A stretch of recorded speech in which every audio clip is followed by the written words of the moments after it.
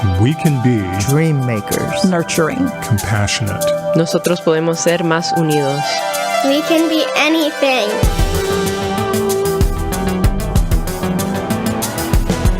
I'm Grant Oliphant. This is We Can Be. So Obama's talking about all of this with the global warming and that, and a lot of it's a hoax. It's a hoax. I mean, it's a money-making industry, okay? It's a hoax. We will cancel the job-killing restrictions on the production of American energy. And we are going to end the EPA intrusion into your lives. Days into his presidency, Donald Trump is sending chills down the spines of environmentalists and some EPA employees. Today our guest is Mustafa Santiago Ali, and it is no understatement to say that he is a superstar in the environmental justice world. He served in the Environmental Protection Agency for over 2 decades and was a founding member of the Office of Environmental Justice, where he most recently served as Senior Advisor for Environmental Justice and Community Revitalization. He is now a Senior Vice President with the Hip Hop Caucus, leading their climate, environmental justice, and community revitalization programs with positivity, style, and focused energy.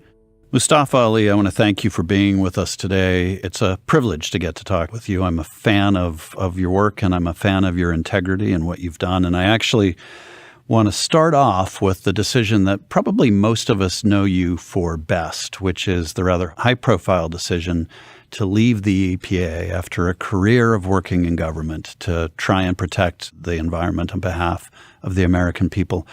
What motivated that decision? It was a number of different things, a lot of prayer, consultation with my parents and mentors. But, the substance of it was actually taking a look at some of the things that were being proposed by the new Trump administration with the budgets that they were talking about, offices they were talking about eliminating. I knew that those were critical to the safety net of protection in the communities that I had served for a couple of decades.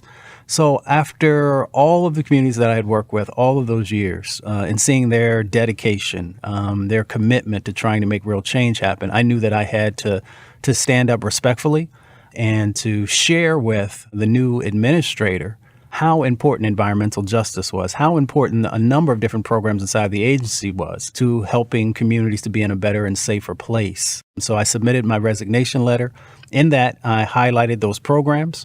I highlighted also some of the impacts that are still happening across our country, but I also shared with the administrator at that time some of the examples of how communities through collaborative partnerships have been able to make real change happen, because I always want to leave people with the light at the end of the tunnel. If we do things right, these are the things that can happen and has happened. And also, when the administrator was going through his Senate confirmation hearing, he had shared that he didn't know a whole lot about environmental justice. So I thought I would take it as an educational moment. I just have to say that I think the manner in which you did that was a masterclass in how to leave in a classy and principled fashion. You were very clear about why you were leaving. You didn't soft pedal any of it, but you did it in a way that you hoped would be heard. Was it heard? That's a question that is often asked. So I'll answer that in 2 different ways. So a reporter sat down with me once and told me that over 1 million people had read the letter. So it was heard in the sense that it helped to highlight for the country environmental justice. And hopefully folks took a deeper look and started to ask themselves, in my work, in my communities, am I doing all that I can to help to move our most vulnerable communities to a better place? In relationship to the administrator and to the president, I think that they definitely eventually took a peek at it, probably after there was, this attention that was garnered. And I never intended for there to be that level of attention. I just wanted to help share with them that you've got a very, very special program here. You've got a very, very special issue that runs not only through the Environmental Protection Agency, but 17 other agencies and departments.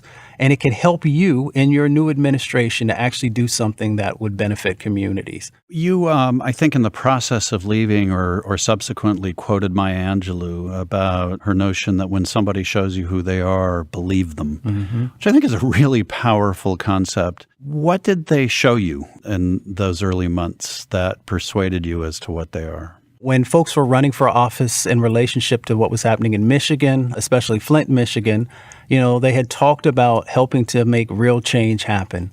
but yet many of their actions that they were proposing would have placed that community in greater harm, especially when you start talking about, well, we probably don't need this program anymore. We probably don't need this grant program anymore. And I knew that there were over 1,000 other locations across our country that had higher levels of lead even than Flint does.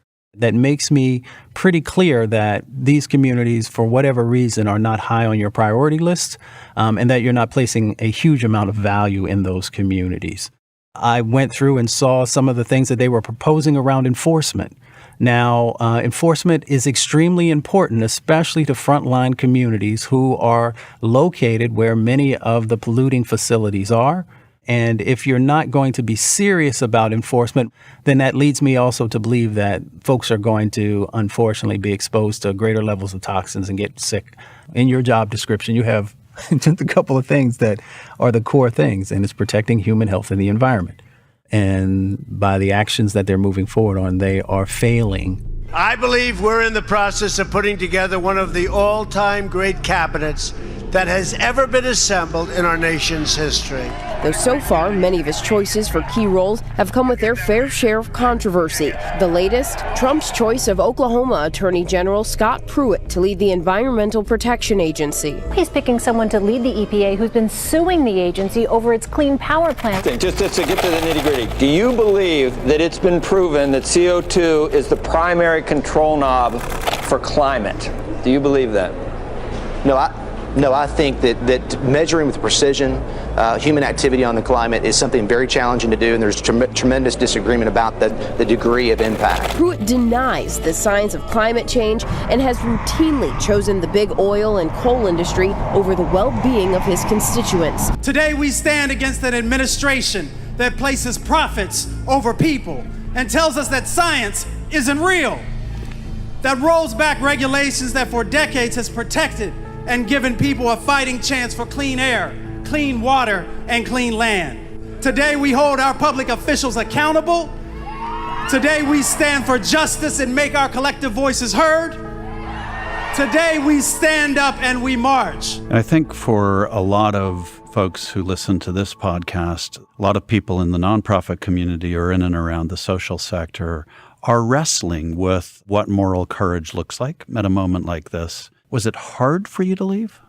It was very hard in the sense that I grew up in the agency as a student doing an internship. So there were a lot of people who had helped raise me, mentor me, both inside the agency and in the grassroots movement. And just knowing that when the Environmental Protection Agency is focused, it can do an incredible amount of good. But I also know that when it is not focused in that direction, it can also destabilize lots of different types of communities who need it. There is a reason why it is in place. I worked for a number of administrations, both Republican and Democrat. I know the good that it can do. I knew the need that still exists. And I had to wrestle with the fact, can I do more on the outside or can I do more on the inside? Some folks came to me and they said, Mustafa, why don't you just move off to the side, keep your head down for a few years and just kind of, go with the flow. And I thought about all those communities that are out there who 7 days a week, 24 hours a day are dealing with these impacts, and they don't have time for folks to put their head down. They need people who are pushing. And it's funny, I would pray and I'd said, Lord, if this happens, then I'll leave. And something would happen. And then I said, well, maybe, Lord, you just didn't hear what I was saying. I said, if this happens, then I'll leave. And then I remember, talking with my mom and some others, and it went that, well, if you're waiting for a burning bush, it's probably not going to happen. I think a lot of us can identify with that process of negotiating with God. Yeah, it's crazy. So were you surprised when the EPA, the administration, allowed its recent report on environmental racism, admitting that environmental racism is real, to be released? I was surprised. I'm glad that they did, because it helps to sort of build upon a body of evidence that has been mounting now for decades. I'm not sure if it just kind of slid under the radar and then they were like, wow, how did this get out type thing, which, they usually keep a pretty tight rein. But what it does is it creates a sort of a precarious situation for them. if the facts are right there in front of you, let's take climate change. We can have a conversation about that a little bit later. These are the things that you can touch and feel and see that are happening inside of these communities. So now, when you begin to set priorities, when you begin to move on a set of actions or lack thereof, then that sends a message about your true intentions for those that we label our most vulnerable communities. And it doesn't paint a pretty picture for the current administration when they know without a doubt that these impacts are happening. And when they begin to deconstruct and destabilize, then that says something about your humanity, your morality, and how you view your job. Yes, it does. I'd like to ask you to share with us your definition of environmental justice, because I think this is a term we use a lot in our field, but it's not accessible for a lot of people. So when we talk about this concept of, these communities that are being hit hard by pollution and other environmental problems, what does the notion of environmental justice mean? Well, for a lot of folks, it's the disproportionate impact that's happening in communities of color and low-income communities. So, that is a governmental way of talking about it. I like to use examples to help people to really get a flavor for what's going on. So, for many communities, it is the elevated asthma levels that we now see. But not just the asthma itself, but also how does that play out with you being able to get your child to the doctor? Do you have insurance or are you underinsured? If you have to make a decision between being able to take your child to the doctor and going to work because you're working in a situation where maybe you don't have vacation days or medical days, but you still have to make those decisions, all that is wrapped up.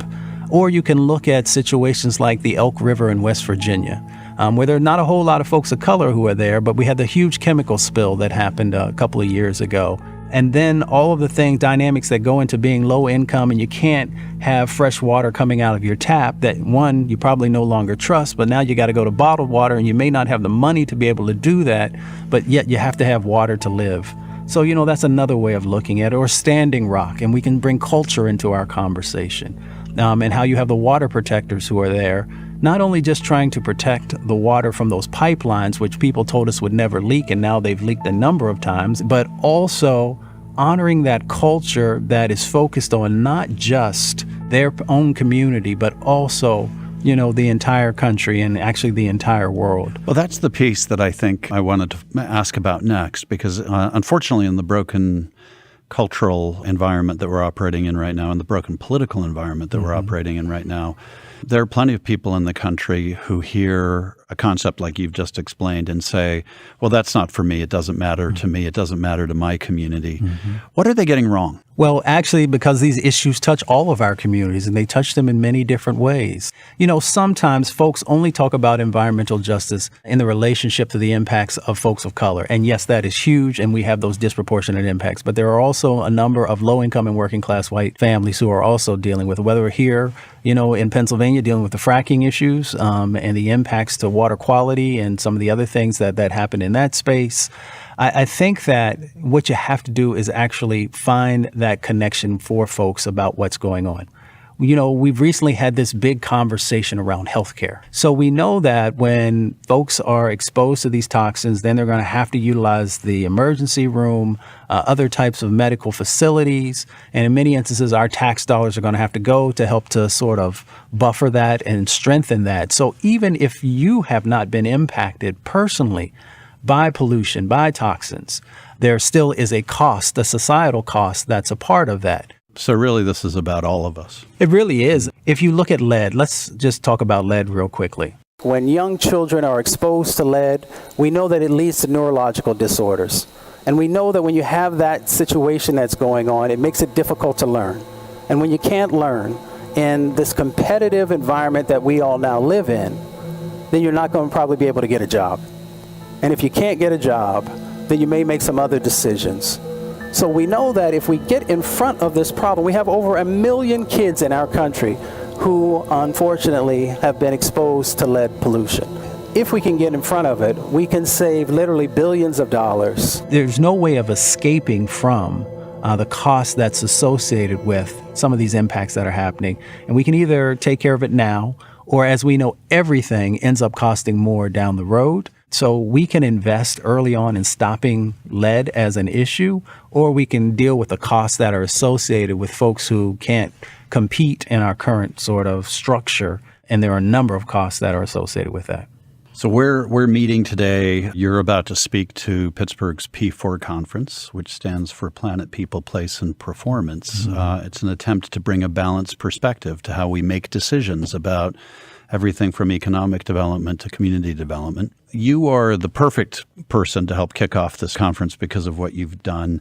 And part of that has been what you've done after the EPA, because you've gone to an organization called the Hip Hop Caucus, which, by the way, wins my award for coolest name of an organization that I've heard yet. I appreciate that. But tell us about the Hip Hop Caucus and what you're doing and why you went there. Yeah. I mean, folks always ask me, they're like, Hip Hop Caucus, what's going on there? You know, you should be at Sierra Club or NRDC, all great organizations. So the Hip Hop Caucus, founded by Reverend Yearwood, actually came out of 4 different organizations that merged a number of years ago. And we focus on culture, communities, policy, and the power that exists in hip-hop. And we have some incredible programs that are going on. And the reason I went there, and all those years I was doing work, I was looking at what actually works, what actually drives, what are the leverage points that are necessary for communities to not only address these impacts that are happening in their community, but also to be able to move forward in a positive direction. So one of them, as many of us know, is the Respect My Vote campaign, which deals with the civic process.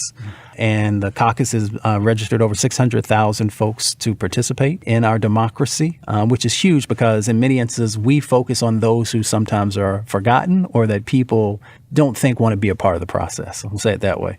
We have artists and entertainers who share why voting is important, the power that exists in there. So one of our first spokespersons was T.I. T.I. is a huge, huge rapper.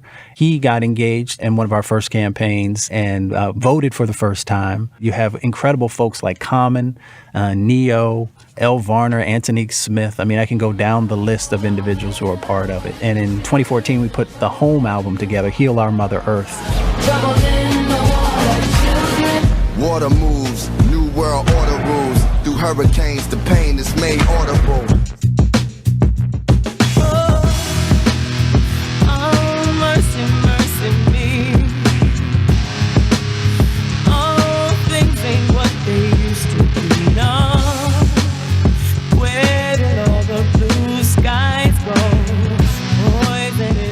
Hearing them utilize this beautiful gift that God gave them to connect with folks, to talk about climate issues, environmental justice issues, civil rights issues. It reaches a group of people whom, may not normally have seen a connection in those spaces. And when you see someone who looks like you, comes from where you come from, and they're sharing this information, it pulls you in. And in many instances, it's other folks also who, may not come from the same communities, but also just feel that kindred spirit because of music and art and culture. Why do art and culture matter in this context? So you're talking about social change, and you're talking about environmental change, and you're talking about getting people to take seriously their participation in democracy. What's art got to do with it? Oh, my goodness. I mean, art, through our history as humans, has been the storyteller, has been the beacon on the hill, if you will. If you look at all of our movements, there was music that was engaged with it, whether through instruments or through the human voice. If you look at the civil rights movement, many people focus on Dr. King, and rightly so, and many of the other luminaries that were in that space, but it was the music that held those marches and those rallies together.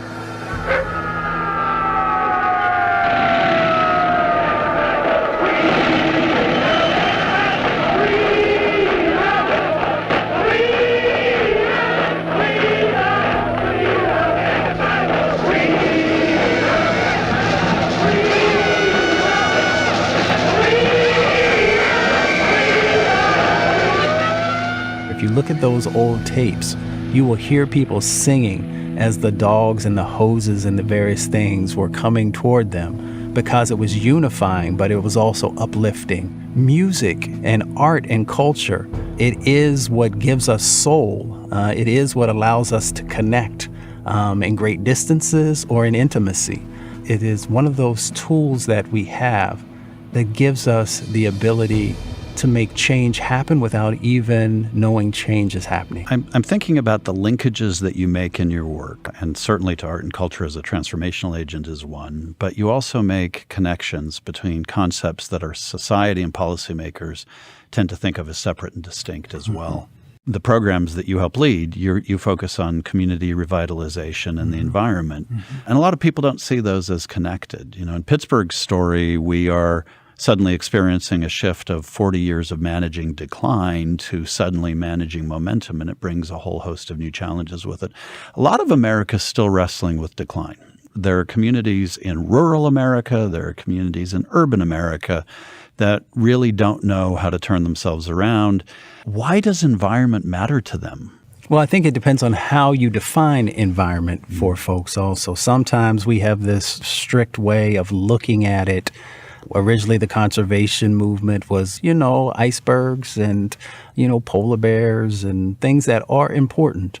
But for Mrs. Ramirez or Mr. Johnson, there may not be that same connection that happens in that space.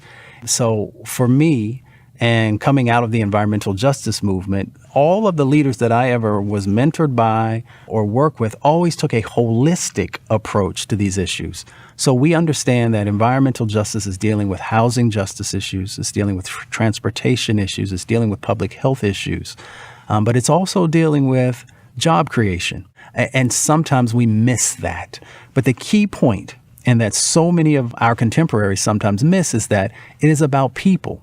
So people should be the driver in this process. People should be the ones that are framing out the direction they're trying to go in partnership with others.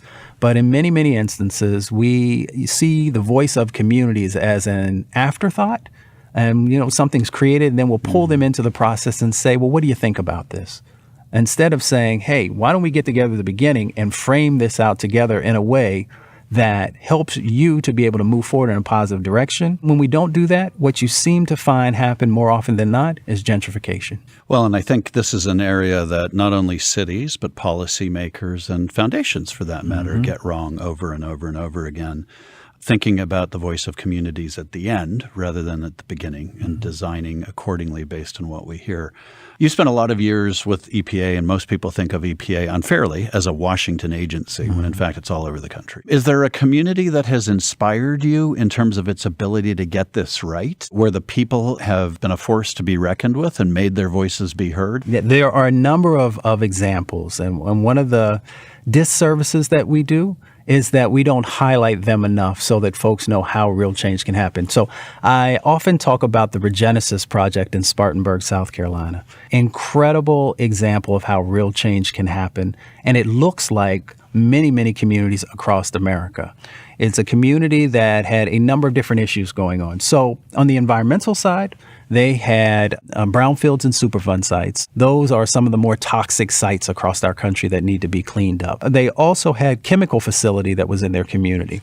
They had shotgun housing. For those who are from the South, they'll know what that means. You kind of open the front door and can see out the back door. No energy efficiency, any of those types of things. They had food desert issues. So seniors had to travel about a half an hour to be able to get to a supermarket to get to fresh food. They had lack of access to health care. They had lack of access to jobs. They had a small amount of crime.